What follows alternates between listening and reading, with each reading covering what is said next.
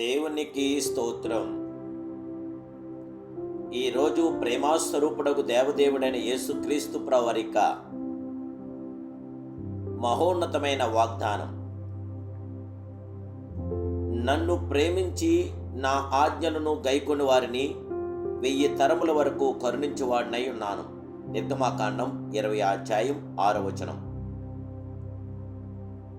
ప్రేమాస్వరూపుడకు దేవదేవుని బిడ్డలారా, ప్రభువైన యేసుక్రీస్తు మహిమ కలిగిన నామములో మీ అందరికీ నా హృదయపూర్వకమైన శుభాభివందనాలు ఈ ఉదయకాల సమయంలో తెలియపరుస్తున్నాను. దేవదేవుని బిడ్డలారా, మీరంతా బాగున్నారు కదూ?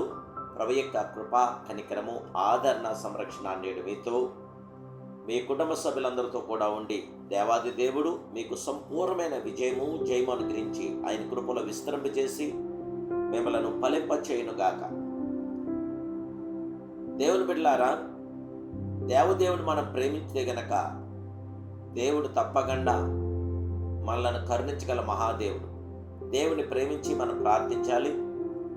దేవుని ప్రేమించి దేవుని వాక్యాన్ని మనం చదవాలి. దేవదేవుని మనం ప్రేమించి దేవునికి సన్నిధానానికి వెళ్ళాలి. దేవుని ప్రేమించి సమస్త విషయంలో కూడా మనం ముందుకు ఉండాలి. నన్ను ప్రేమించి నా ఆజ్ఞలను గైకొని వారిని 1000 తరముల వరకు కరుణించువాడిని అంటున్నాడు ఆ మహిమాస్వరూపుడు. ప్రభును ప్రేమించే వారి కుటుంబములు తరతరములుగా ఆశీర్వదించబడును. 1000 తరముల వరకు దేవాది దేవుడు కరుణించునన్నది గొప్ప వాగ్దానం. అబ్రహాము మొదలుకొని యేసుక్రీస్తు వరకు గల 2000 సంవత్సరముల యందు 42 తరములు ఉండినవి. ఆదాము నుండి నేటి వరకు ఇంచుమించు 100 తరములు దాటియుండును. అయితే దేవుడు 1000 తరముల వరకు కరుణించునంట. గొప్ప ఆధిక్యతే కదా దేవుని బిడ్డలారా. అబ్రహాము దేవుని ప్రేమించను, దేవుని స్నేహితుడని పిలువబడెను.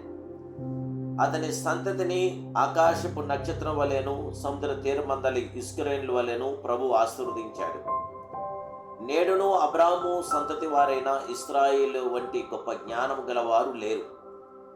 దేవుని బిడ్డలారా, పాపాత్మురాలైన స్త్రీ తన ప్రేమను వెల్లడి చేయుటకు తీర్మానించను.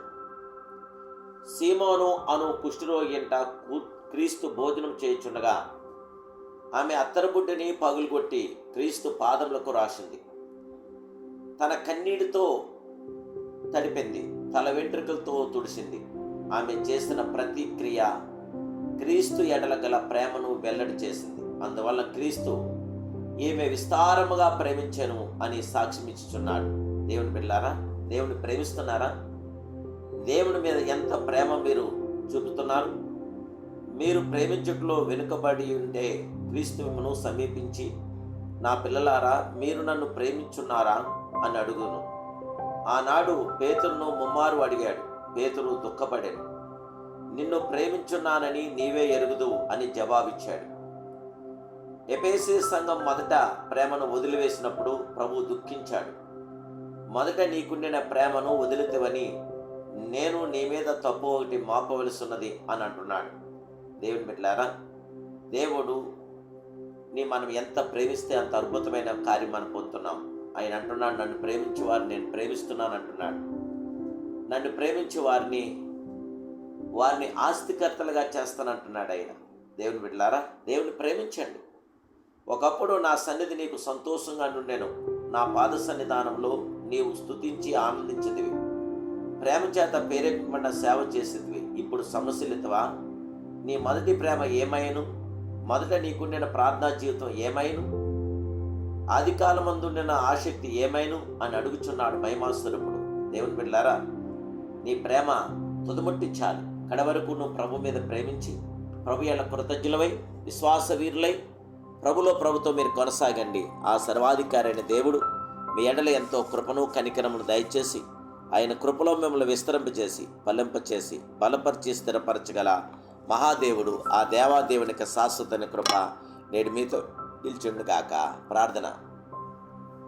మహాపరిషుదుడు, మహోన్నతుడమైన మా ప్రియ ప్రేమాస్వరూపుడమైన పరమ తండ్రి, దేవా, మీ కుమారుడేస్తున్నాలో అల్పులం బలహీనలను జ్ఞాపం చేసుకున్నాయినా మా ఎడల మీ కృప చూపండి, మీ కనికరము చూపండి, మీ ఆదరణ దయచేయండి. మీ మట్టి వారమే మీ కృపాకినాలు మాకు అందించండి. మీ పాద సన్నిధిలో మాకు నైనా నీకు స్తోత్రాలు.